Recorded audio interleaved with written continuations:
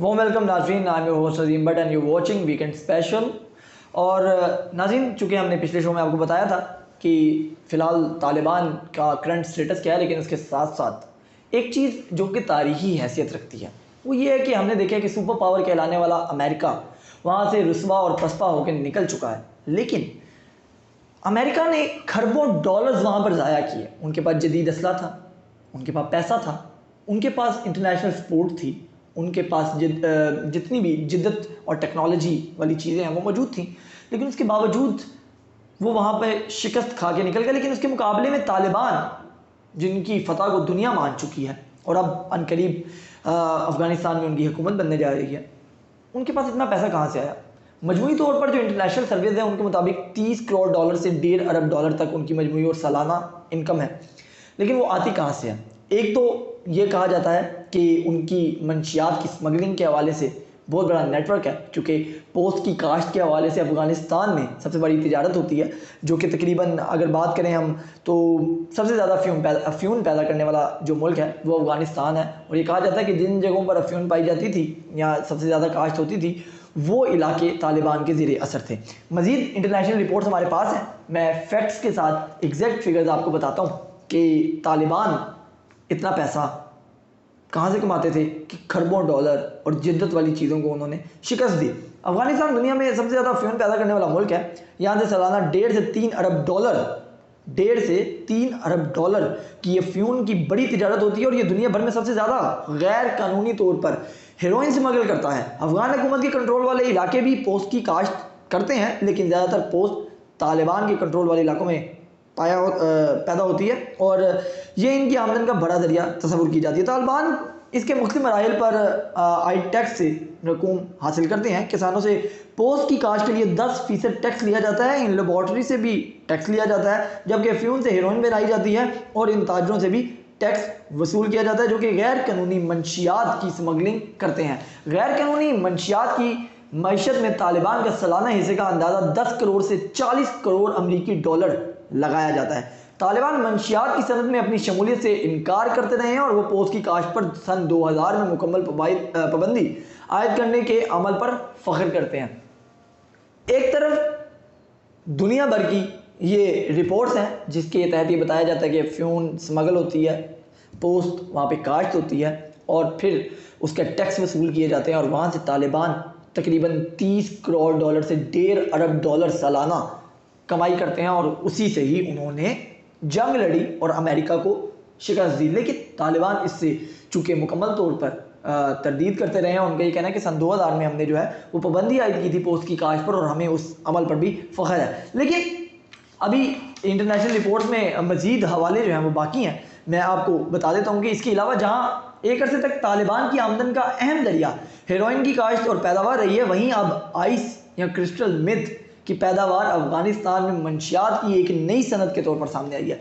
तो हम जो बात कर रहे थे, हमने पिछले शो में भी बात की कि ये तालिबान वो बोले तालिबान नहीं है, ये शायद ये स्मगलिंग और मंशियात वाले मामले से भी पता लगता है कि उन्होंने पोस्ट और हेरोइन को छोड़ के अब वो आइस और क्रिस्टल मिथ के तरफ जो है वो बढ़ गए हैं। और क्रिस्टल मिथ को हेरोइन से ज़्यादा मुनाफा बख्श इसलिए समझा जाता है क्योंकि इसकी पैदावार में इस्तेमाल होने वाले अज्जा की कीमत कदरे कम होती है और इसके लिए बड़ी बड़ी लेबॉर्ट्रियों की भी ज़रूरत नहीं होती है। सिक्योरिटी काउंसिल की रिपोर्ट के मुताबिक तालिबान की क्रिस्टल मिथ की 60% लेबॉर्ट्रियों का कंट्रोल है, जिनमें ज़्यादातर सूबा फड़वा और नमरोज़ में जो है वो मौजूद हैं। इसकी पैदावार में इस्तेमाल होने वाले अज्जा में सबसे अहम एफिडेरियन है, जिसे इससे कबल दरामद किया जाता था, ताहम इसके पौधे अब अफगानिस्तान में ही काश्त किए जाते हैं। अक़वाम मुत्तहिदा के दफ्तर बराए मंशियात और जराइम के मुताबिक क्रिस्टल मिथ की स्मगलिंग में भी इजाफा देखने में आ रहा है। अफगानिस्तान मादनियात और कीमती पत्थरों से मालामाल है और बरसों की जंग के सबब इनका बहुत फ़ायदा हासिल नहीं किया जा सका। बताया जाता है कि अफगानिस्तान में कानकुनी की सनत 1 अरब डॉलर की है।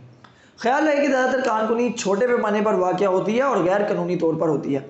तालिबान के ज़ेर इंतज़ाम ऐसे इलाके जहाँ कानूनी और गैर कानूनी तौर पर कानकुनी होती है, तालिबान की जानिब से वहाँ से भी जबरी वसूलियाँ की जाती हैं। अक़वाम मुत्तहिदा की एनालिटिकल सपोर्ट मॉनिटरिंग टीम ने सन 2014 की अपनी एक रिपोर्ट में कहा है कि तालिबान ने जनूबी हलमंद सूबा में 25 से 30 गैर कानूनी कानकुनी के ऑपरेटरों से $1 करोड़ से ज़्यादा रकम जो है वो हासिल की है। मशरकी जो है वो सूबे में तालिबान के ऑपरेशन के सरसरी जायजे से इन काम करने के तरीके पर रोशनी पड़ती है। सूबे के गवर्नर ने BBC उर्दू को जो है ये बताया, और ये BBC ने भी ये रिपोर्ट किया है कि तकरीबन तालिबान को जो दौलत हासिल होती है उसके अंदर ज़्यादातर हिस्सा जो है वो इन्हीं चीज़ों का है, मंशियात का है, आइस का है, क्रिस्टल मेथ का है। और तालिबान ने मादनियात से बड़े सूबे से निकलने वाले जो ट्रक हैं इनसे $500 तक वसूल जो है वो किया जाता है, जबकि सूबे से रोज़ाना ऐसे सैकड़ों ट्रक निकलते हैं। हर ट्रक से $500 वसूल करना और फिर सैकड़ों ट्रक एक ही रोज़ में गुजरना, ये अपने आप में एक बहुत बड़ी एक कीमत है जो कि वहाँ पर वो लेते हैं। जग्गा टैक्स आप इसको कह सकते हैं या किसी भी किस्म का टैक्स आप कह सकते हैं। इसके अलावा 2020 की सिक्योरिटी काउंसिल की रिपोर्ट के मुताबिक हलमंद के सूबे में जायजा टीम के दौरे के दौरान इन्हें ऐसी इतलात भी मसूल हुई हैं कि सुलेमानी मार्बल, सोना और तांबा, टन, जंग और दीगर नायाब मादनियात की कानकुनी भी तालिबान की आमदन का एक जरिया बनाया गया है, जिस पर बाकायदगी से टैक्स लिया जाता है। रिपोर्ट के मुताबिक जिला रागिस्तान में सोने की कानकुनी से माहाना $2 लाख कमाया जाता है। इस इलाके से 100 से ज़्यादा जो है वो मौजूद हैं। इसके अलावा जिससे तालिबान इंफरादी तौर पर हफ्तावार $300 से $400 हासिल करते हैं। तालिबान मुकामी ताजरों और जिन हुकूमती एहलकारों से ये चीज़ें जो है वो वसूल करते हैं, सालाना $5 करोड़ से ज़्यादा रकम महसूल के तौर पर हासिल की जाती है। 2008 में अमेरिका खुफिया इदारे CIA की एक क्लासिफाइड रिपोर्ट में यह अंदाज़ा लगाया गया था कि तालिबान ने इस साल $10.5 करोड़ अमेरिकी डॉलर बैरून मुल्क से ताउन की शक्ल में हासिल किया है, जिनमें से ज़्यादातर खलीजी ममालिक से आए हैं। तो ये वो जो तालिबान के ऊपर एक ब्लेम किया जाता रहा है और कि खलीजी ममालिक तालिबान को अफ़गानिस्तान में सपोर्ट करते रहे हैं, और इसी हवाले से अमेरिका का गुस्सा जो है वो हम खलीजी ममालिक पर देखते रहे हैं, और खलीजी ममालिक की इकॉनमी को इंटरनेशनली बर्बाद करने और इंटरनेशनली उसके ऊपर रिस्ट्रिक्शंस लगाने, पाबंदियाँ लगाने के भी मामला जो है वो सामने आए हैं। लेकिन अब ना सिर्फ खलीजी ममालिक बल्कि आपको ये भी बताते चलें कि रूस, जिस तरह हमने आपको पहले बताया था कि रूस सबसे अहम हो रहा है, जिसने मॉस्को में मुलाकात भी की है, और इसके अलावा तालिबान को चाइना ने रिकॉग्नाइज़ किया है। रिकॉग्नाइज़ करने के साथ साथ उन्होंने ये कहा है कि अगर तालिबान की हुकूमत बनती है अफगानिस्तान में तो हम उसको रिकॉग्नाइज़ करेंगे। और इसके अलावा तालिबान के जो नुमाइंदे हैं उनका भी ये कहना है कि चाइना हमारा सबसे भरोसेमंद साथी है। इसके साथ साथ आपको बताएंगे ईरान भी इनके साथ है, तुर्की भी इनके साथ है, ताजिकिस्तान, उज़्बेकिस्तान, ये सारे इलाके भी इस वक्त तालिबान के सपोर्ट में मौजूद हैं। और अशरफ गनी जो कि टाउट समझे जाते हैं अमेरिका के, उनकी सपोर्ट में इस वक्त सिर्फ और सिर्फ इस खित्ते में अगर बात की जाए तो वो सिर्फ और सिर्फ इंडिया है।